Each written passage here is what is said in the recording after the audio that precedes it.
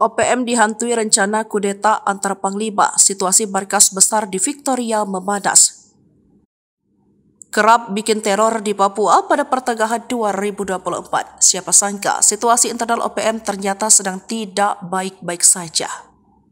Markas besar OPM yang berada di Victoria tengah berkecamuk lantaran dihantui kudeta antar organisasi.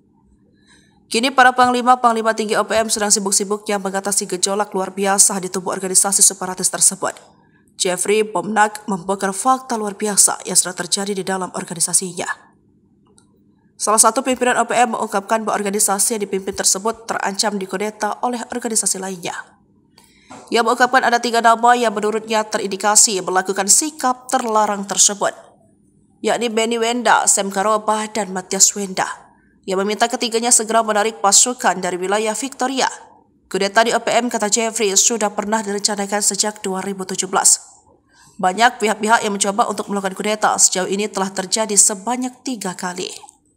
Jeffrey menegaskan bahwa semua anggota Benny Wenda dan Sam Karopa tidak berhak masuk ke wilayah Victoria.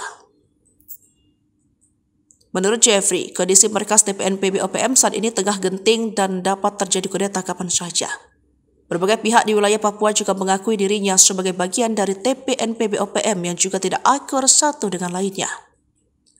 Salah satunya adalah TPNPB TNPB TRWB yang mengaku di bawah komando West Papua Army.